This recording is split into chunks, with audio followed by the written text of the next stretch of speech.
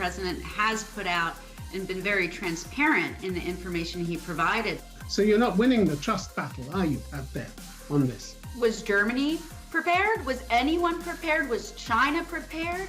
This week, Conflict Zone is back on air, and like many millions of people around the world, we too are social distancing. While we won't be able to interview people face to face, we can still record via the internet and try to bring you the best possible quality with that. So according to current figures, the US has been the country worst hit by the coronavirus. The infection rates have skyrocketed relative to other countries around the world. My guest this week from Washington is the Republican National Party spokesperson, Elizabeth Harrington. Could President Trump have done far more than he did to stop this virus, both at home and abroad?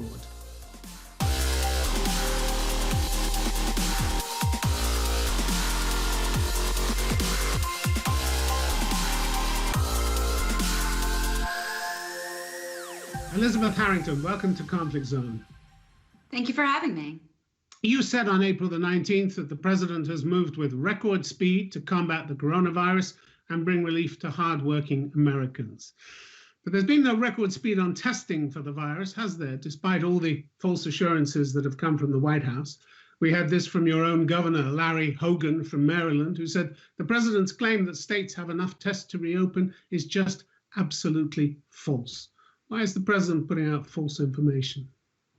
Well, that's not true. The president has put out and been very transparent in the information he provided. In the task force briefing just yesterday, he showed the 5,000 different places, locations across this country where testing is available and ready to be used by governors across our great nation. And if you look at the speed at which President Trump has acted, it's been unprecedented. This is an amazing, unprecedented situation, but at every step of the way, President Trump has made bold, early decisions where naysayers ridiculed him and accused him of being xenophobic.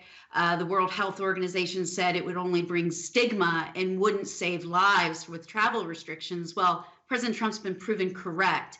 And as Dr. Fauci has said numerous times, those travel restrictions in the very beginning did save lives. And when it comes to testing, right now, we have 93% of Americans are within 10 miles of a testing location. That's an unprecedented achievement in a very short amount of time when you think about what the CDC infrastructure had in place with a broken system that really just wouldn't have been feasible for any type of virus like this that we're facing right now. And the way we've been able to waive regulations, get the private sector involved, to have more capacity per capita, more testing in New York City by 64% than South Korea had. That's an amazing achievement and done in a matter of weeks. That's very impressive. So the governors like Larry Hogan and other Republican governors, Mike DeWine from Ohio, for instance, he says that states simply cannot find the materials and reagents to expand their testing capacity. And Larry Hogan himself, absolutely false, he says the president's claims are. So they don't know what they're talking about. Is that right? It's a lack of communication on their part. It is. We're talking about ramping up something that's unbelievable in a very quick amount of time. And you're talking about China that was a net exporter of PPE before this pandemic. And then suddenly when they were hiding the truth from the world, what did they do? They became a net importer of PPE and have been hoarding that. So it has been a challenge across the world to get the needed supplies and medical devices that we needed. And if you've been watching the task force briefings, the task force has been explaining at the very beginning, there was only one place to get swabs that we could use for tests, and that was from a factory in northern Italy where they had obviously issues of their own. So there have been challenges along the way, but the really unprecedented way to get the private sector involved. The task force talked yesterday about a company that was making Q-tips is now changing what they do to make swabs to get states the resources they need. And look, by and large, the administration has worked very well with these governors of both political parties, and they've really come together to deliver for the American people. No one has gone without a ventilator that needed one. We have the Army Corps of Engineers building up hospitals of 1,200 beds in a matter of days, beds that we thankfully did not need in New York City. So by and large, this has been a phenomenal achievement, and all hands on deck working with the private sector to deliver the supplies that we need in a fast way. Well, you say that, but March the 7th, Mr. Trump told the country tests were available to everyone. Anybody that needs a test gets a test. They're there. They have the tests, and the tests are beautiful. Except that it was left to Anthony Fauci, the director of the National Institute of Allergy and Infectious Diseases, to come clean on March the 12th and tell the nation what the president wouldn't tell them, that the US was still not providing adequate testing for the virus. It's failing, he said. Let's admit it. He said this to Congress. The idea of anybody getting testing easily, the way people in other countries are doing it, we're not set up for that. I think it should be, but we're not. That's in direct contradiction to what you've been telling me, isn't it? No, it's not. If you look, you can go back in time and try to rewrite history with facts you have now, but the facts at the time when he was at the CDC in Atlanta, how many cases do we have in the United States? A very low number. So when you're talking about anyone who needed a test, that was available. And of course, Dr. Fauci has talked about this numerous times. You know what the problem was with testing at the very outset was that government did not have the capability for a nationwide test. We had to go to the private sector. And when we got the private sector involved, that's led us to become the world leader in testing. So it's very convenient for people to go back and rewrite history. But the facts at the time, in early March, when we had a very limited number of cases, we were able to test people, send it to the CDC, and get those results back. But guess what? As the crisis changed, as the problem adapted, and we waived unnecessary onerous regulation that required states to send all of their testing to be testing at the CDC. That wasn't feasible, but guess what? That was what the regulations forced us to do. By waiving that and by working with the FDA and listening to what Dr. Birx has said, she's spent a lifetime in government service. She's never seen an administration be able to talk to the doctors and private companies on the front lines what they need, and then saying there's this roadblock because government is in the way with this regulation, and this administration has stepped up and gotten those people on the front lines the resources they need. You say that. This isn't a question of rewriting history. This is recording what people said at the time. And within 5 days of each other, Anthony Fauci, the director of the National Institute of Allergy and Infectious Diseases, said something completely different from the president, namely that the testing is failing. And that's in direct contradiction to what Mr. Trump had said 5 days earlier. We're totally prepared.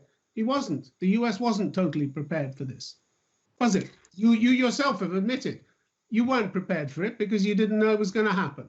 Was Germany prepared? Was anyone prepared? Was China prepared? And this is a ridiculous hindsight rewriting of history, because the fact of the matter is when he was at the CDC meeting with the experts who were leading this response, this situation changes a lot in 5 days. You know that. Everyone knows that. When you have cases all of a sudden doubling, of course the situation changes. But the fact remains, we've taken a system that was not able to process the types of capabilities that we need, and we've turned it around in a matter of weeks. And it's an impressive accomplishment, and the US is now the world leader in testing. And again, let's quote Dr. Fauci. What did he say on Friday? Testing is important, but it's not everything. And so the media, to rewrite history, and now after they failed to get President Trump and say, we don't have enough ventilators, and he's, being reckless by not giving New York City 30,000 when that was nowhere near what we needed. Now they're saying, testing, we don't have enough. Well, the fact remains, testing is important.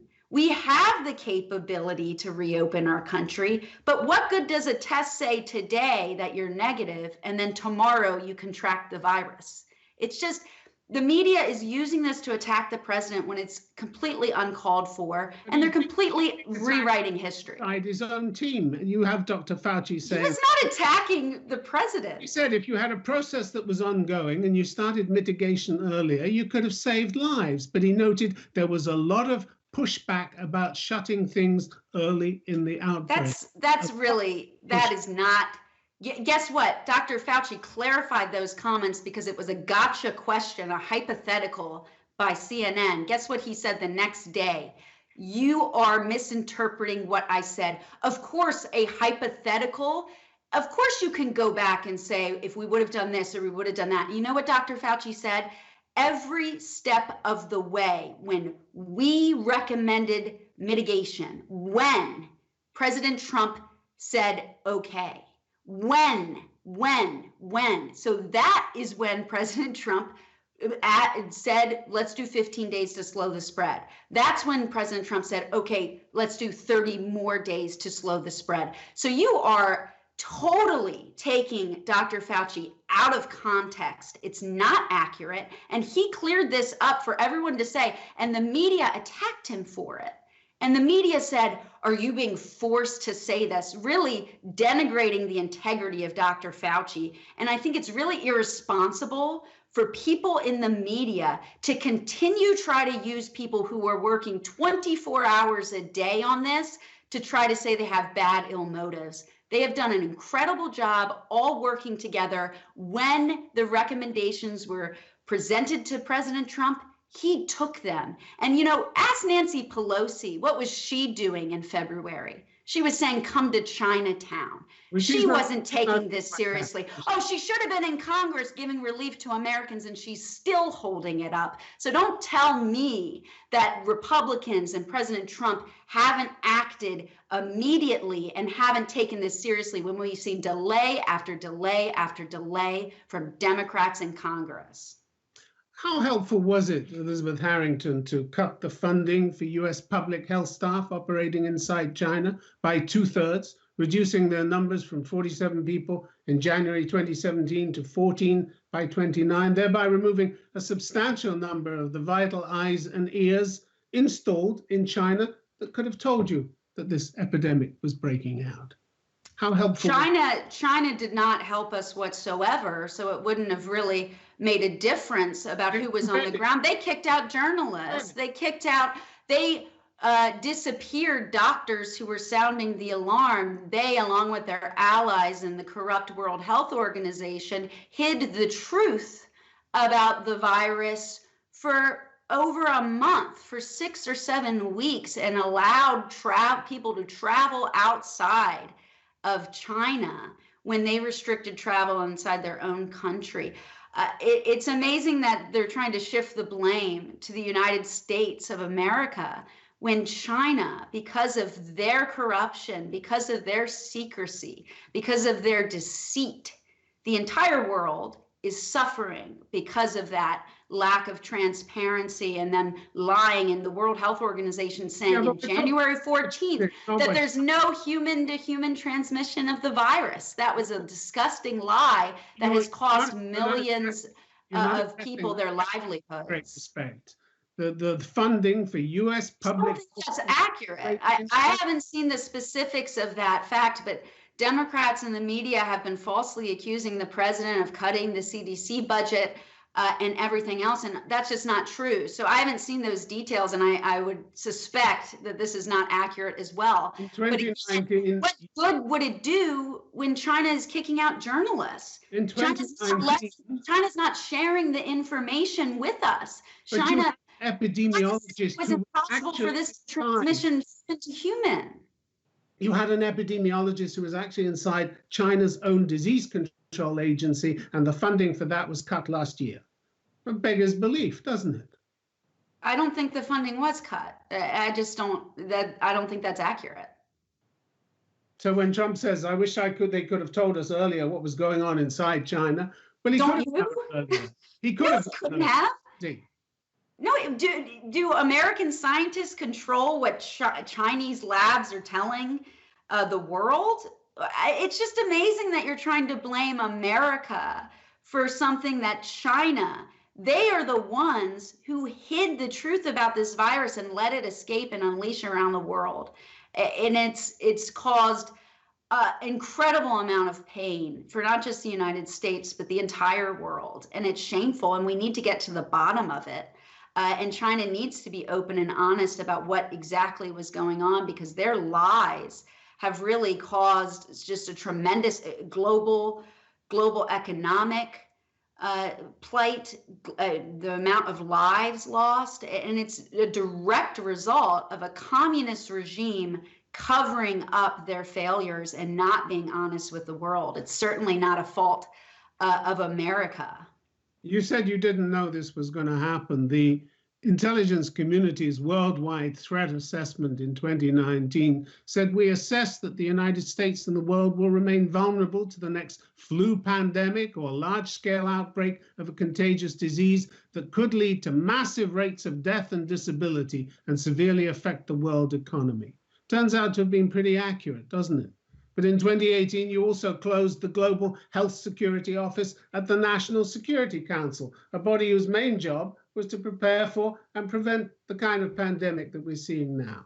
That is not true. That is false. Ask Tim Morrison, who headed that interagency in the National Security Council. Ask him, because he was in charge of it, and he didn't close it. They were working on this at the National Security Council. Of course, they were concerned about the potential problem. But you know, what was the other aspects of the intelligence community? What were they warning about in early January? I tend to remember it was all about Ukraine and pretending that Ukraine, not momentarily pausing aid to Ukraine, was our biggest national security threat. How laughable that was then, and it's certainly laughable now what the Democrats did, wasting our time. You know what Adam Schiff did in the intelligence community? When Adam Schiff, even when he was still in the minority, and Representative Devin Nunes was trying to hold a hearing on the threat posed by China, Adam Schiff hijacked those hearings to talk about Russia. So Democrats, it's very rich that they're leakers in the intelligence community who've been talking about Ukraine and Russia for months are suddenly now trying to rewrite the script and pretend they were actually warning about a coming pandemic. It is laughable. No, your intelligence service, it was in the 2019 threat assessment, worldwide threat assessment. It's there. What was done about it in response to the worldwide threat assessment? You know what was done? President Trump signed an executive order. President Trump signed an executive order last summer that incentivized government to buy American to bring our core manufacturing, so we're not dependent on China for the supply chain. So we're not dependent for their medicines. That is what the president has been working on since day one. And of course, that will put us in a better position. And if anything that happens when we get to the other side of this awful pandemic, what will happen is we're going to continue to bring back that core manufacturing. We're going to continue to put America first, and we're going to meet the challenges ahead. It's ridiculous to try to rewrite history and pretend that the intelligence community that has been leaking and lying about President Trump talk about disinformation, using disinformation from fake Russian sources to try to sabotage President Trump before he got into office. And ever since, they're trying to rewrite the script now and say, oh, really? They were all concerned. He actually said, I don't think that Russia would have been responsible for this. He gave them a clean bill of health, didn't he? He said he believed President Putin. He'd looked into his eyes. He believed what he said. When Putin had denied any involvement in hacking into American system, Trump believed him. He gave him a free pass. Democrats in the media are giving themselves a free pass for literally publishing Russian disinformation for over 3 years. Because guess what? Hillary Clinton's dossier was a bunch of lies. They knew it was a bunch of lies. And they didn't care. They leaked it anyway, tried to legitimize a false narrative against the president, making Russia way more impressive than they clearly are. This hysterical narrative about collusion that was always a lie. And it's really disgusting that now, after wasting 3 years of media attention and endless investigations, hard-earned taxpayer dollars on this madness, now they're trying to say, we actually were warning about a pandemic. Give me a break. Adam Schiff didn't hold any hearings on China, which everyone knew was the actual real threat, not Russia. And President Trump and the administration are just perfect. They didn't make any mistakes at all. Never admit, never apologize. It's all perfect, is it? This is what you're telling me? You look at the results. You look at the results and you look at the moves they've made. They have adapted. They've made the best decisions possible with the information at the time. And it has put us in an incredible position, much better than many other countries in the rest of the world because of President Trump's leadership. Almost 800,000 confirmed cases, about 4 times more than the next highest number. I guess you believe China's numbers too, right? You loved communist China's regime that is clearly suppressing their. Look at the figures from the middle of this propaganda. It's communist Chinese propaganda, their numbers, and they want the world to blame America for their own pandemic that they unleashed on the world. So you're doing the work of communists in China, but please go on, use their numbers. Well, more and more people don't believe the president anymore on what he said about the coronavirus, do they? Latest NBC Wall Street Journal poll, only 36% of respondents in the poll say they generally trust what Trump has said. Well, 52% say they don't trust him. So you're not winning the trust battle, are you, out there on this? Millions of people have lost their jobs. Millions lost their jobs. Millions are under lockdown. So you're gonna politicize it and say that it's President Trump's fault for shutting? So which is it? Should he have shut down the economy, or should we not have shut down the economy? Did he act too slow? Was he racist, or did he act too early? Please, which is it? Because no matter what I say, you'll say President Trump is just the worst person to ever have lived. So give me a break. Give me a break. That's what you're implying. You're implying that we've done that. It's our fault. When a communist regime unleashed a pandemic, their cover-up unleashed a pandemic on the world that the entire world, including Germany, is having to clean up. So President Trump has done an amazing job dealing with this. And you're going to try to use hurting, jobless Americans against him? It's disgusting. In January, he was cheerleading for the Chinese. He said China's been working very hard to contain the virus. The U.S. greatly appreciates their efforts and transparency. Yeah, China was lying to us at the time. Yeah, and it was also Obama's fault that you didn't have a test. Is that right? That's true too? Well, it was certainly Obama. It was certainly Obama and Biden's fault that the stockpile of N95 masks were depleted. Would you agree with that? Not up to me to agree or disagree with it. He said many times he'd inherited a broken, bad, and obsolete. All those facts. It's convenient that the Obama-Biden administration, which, as you claim, everyone knew this pandemic was coming, why did they leave us completely empty with the stockpiles of masks and other critical supplies? They knew that in 2009. There's a hearing with then Health and Human Service Secretary Kathleen Sebelius, where she acknowledged that the stockpiles were empty. She acknowledged that all of our medical supplies were empty. They had 8 years and they never did a single thing to refill that stockpile. So actually it is a problem. It's a failure of government bureaucracies and onerous regulations that have gotten in the way for far too long. President Trump wisely has unleashed the private sector, gotten rid of these onerous regulations, working in conjunction with the FDA, with the CDC, to get Americans the resources they need. It has been an incredible achievement. And Monday morning quarterback, everything you want, but the fact remains President Trump is up there every single day, answering every single question, being transparent, unlike the communists in China, being honest and open with American people, and the American people can judge for themselves. I have to leave it there. Thank you very much for being on Conflict Zone. Thank you.